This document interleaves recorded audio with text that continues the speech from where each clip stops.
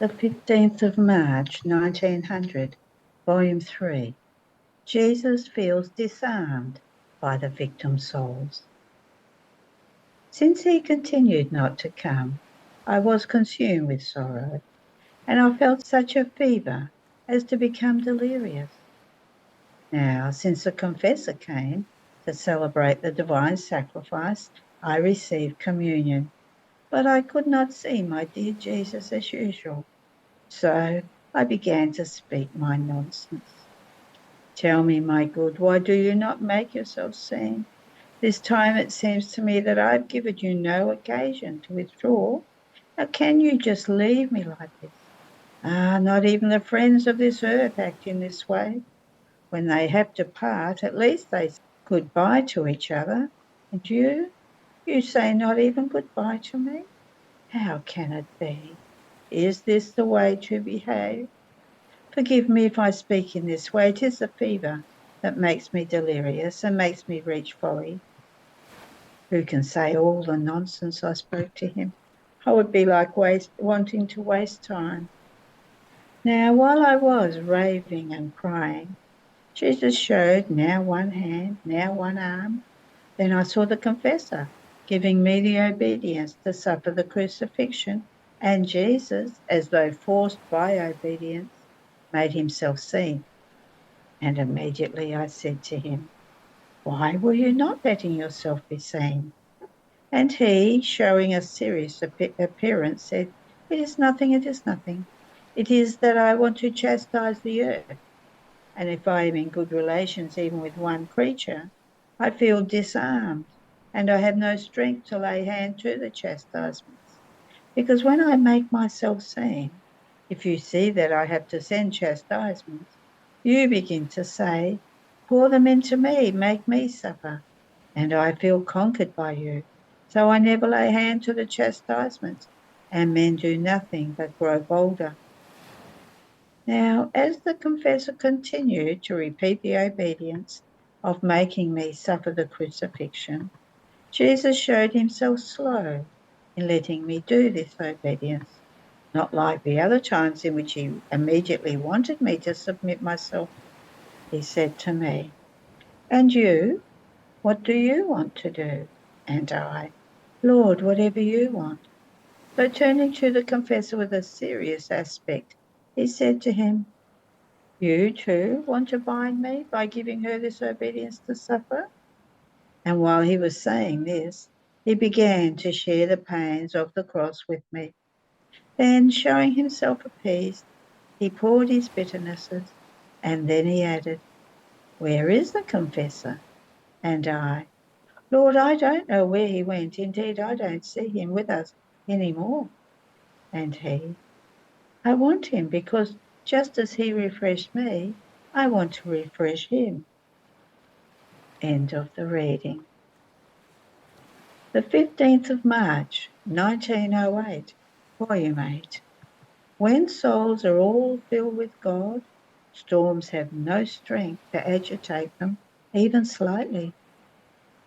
This morning I was feeling more than ever oppressed because of the privation of my highest and only good. But at the same time I was placid, without those anxieties that used to make me go round through heaven and earth, and only when I would find him then I would stop.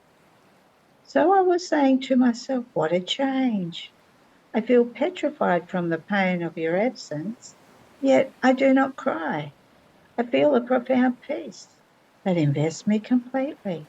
Not a contrary breath enters into me. At that moment, blessed Jesus came and told me, my daughter, do not want to trouble yourself. You must know that when there is a strong storm in the sea, where the waters are deep, the storm is only superficial. The depths of the sea are in the most perfect calm. The waters remain tranquil, and the fish, when they detect the sea, go to nest where the water is deeper, so as to be safer. So the whole storm unloads itself where the sea contains very little water, because since there is little water, the storm has the strength to agitate it from top to bottom, and even to transport it elsewhere other points of the sea. So it happens to souls when they are completely filled with God, up to the brim, up to overflowing outside. Storms have no strength to upset them, even slightly, because there is no strength that can defy God. At the most, they may feel it superficially. Even more, as the soul detects the storm, she puts the virtues in order and goes to nest in the inmost depths of God.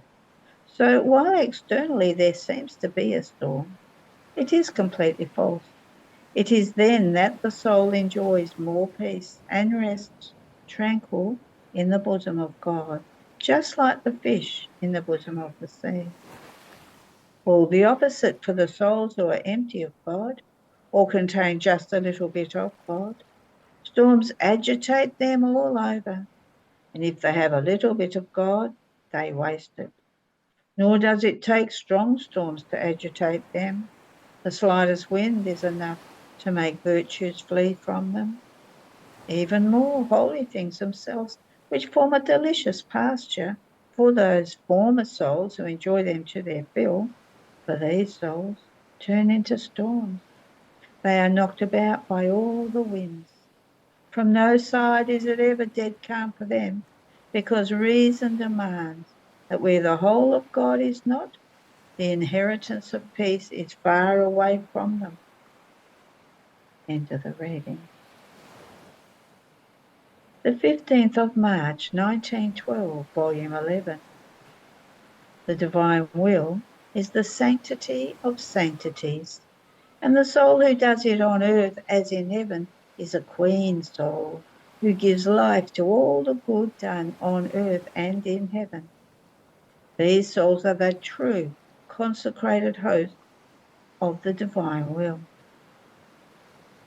Continuing in my usual state, I felt a great desire to do the most holy will of blessed Jesus.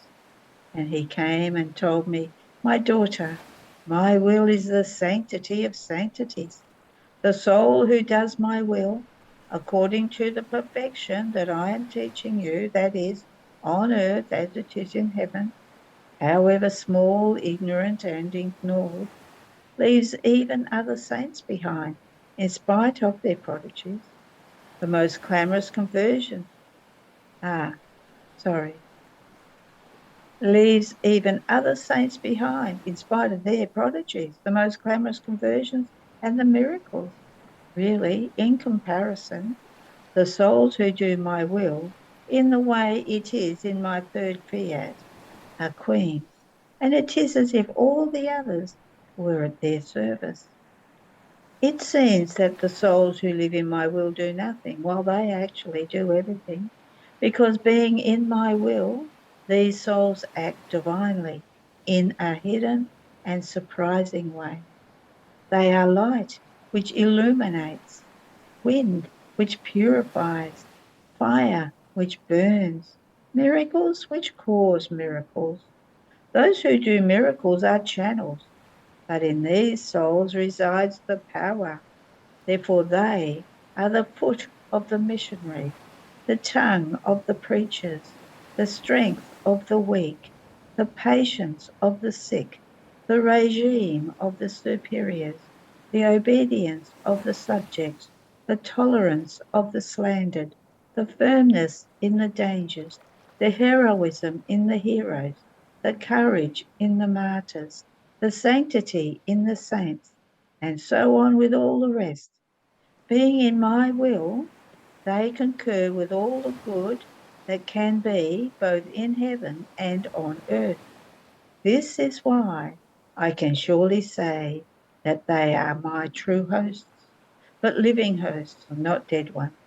The accidents that form the host are not full of life, nor do they influence my life, but the soul who lives in my divine will is full of life, and doing my will, she influences and concurs with all that I do.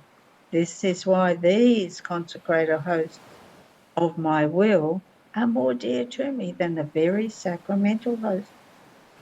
And if I have reason to exist in the sacramental hosts, It is to form the sacramental host of my will. My daughter, I take such delight in my will that in simply hearing talk about it, I feel overjoyed, and I call the whole of heaven to make feast. Imagine what will become of those souls who will do it. I find in them all the joys, so I give all the joys to them. Their life is the life of the blessed. They care about, desire, and yearn for two things only, my will and love. They need to do very little else, while in fact they do everything. The virtues themselves remain absorbed in my will and in love.